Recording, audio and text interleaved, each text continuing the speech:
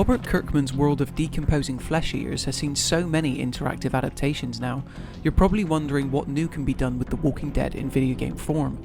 Well, developer Skydance Interactive clearly did too, having the initiative to take the established universe and present it in a way that's never been experienced by players before.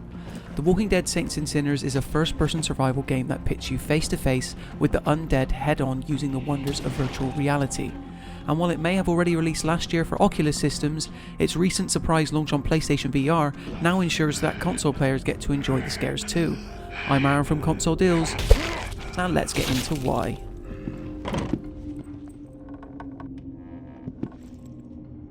You take on the role of a survivor, known only as the Tourist, arriving in a dilapidated version of New Orleans in search of safety in somewhere called the Reserve. Getting there involves building up a good amount of vital materials, undergoing various resource runs to stay alive, and just generally learning to always stay wary of your surroundings. You wouldn't want to get unexpectedly overrun by an undead herd after all.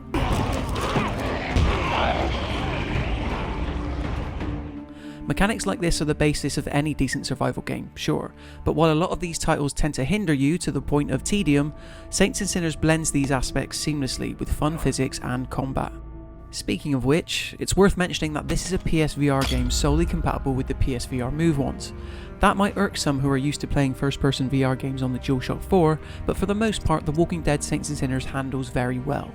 And that's despite having to accommodate what is by now just some very archaic hardware. Reaching for your backpack, where all your resources are stored, is as easy as reaching over your left shoulder, and similarly, pulling out your map by grabbing the right side of your chest feels very natural. Simple motions like this do well to make you feel like a one-man Swiss Army knife, and really sells the idea that you're this lone wanderer just trying to survive.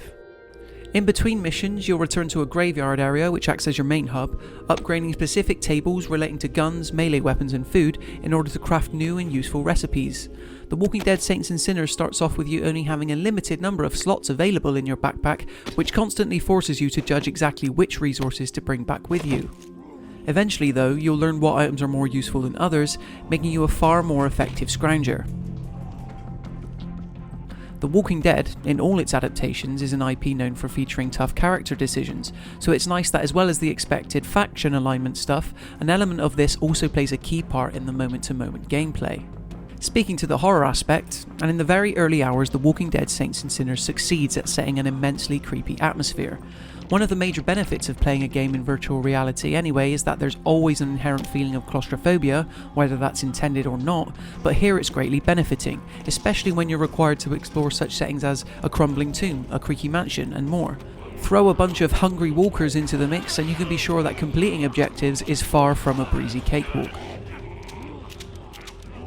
The walkers themselves function extremely similarly to how they do in the TV show. Equipped with either a heavy melee weapon or shiv, you can creep up behind them while crouched to take them out silently. This sounds like a relatively simple maneuver to pull off, but doing so without alerting other members of a herd and accounting for their unpredictable sudden moves ensures that it's always a challenge.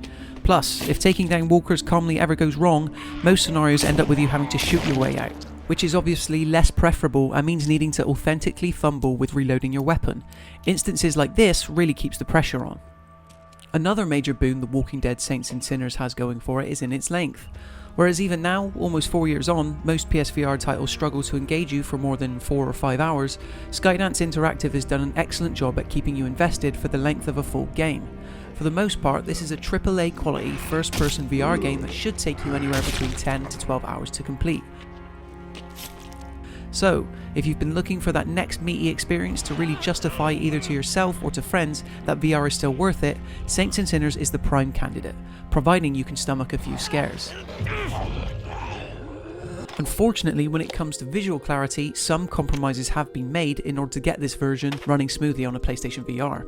Sony's hardware is obviously nowhere near as powerful as the Oculus Rift or Rift S, but despite the odd muddy texture and less than impressive draw distance, the varied environments available to explore still keeps you immersed.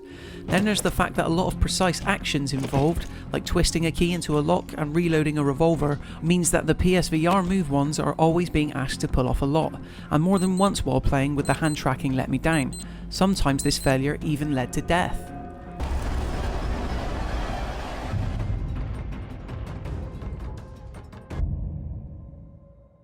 For the most part, however, The Walking Dead Saints and Sinners on PlayStation VR should be considered a crowning achievement.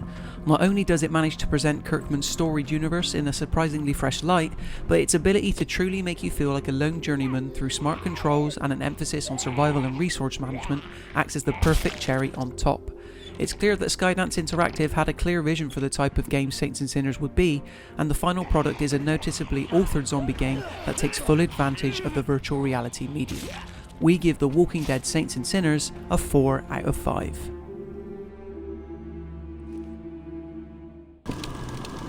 My husband, he's turned.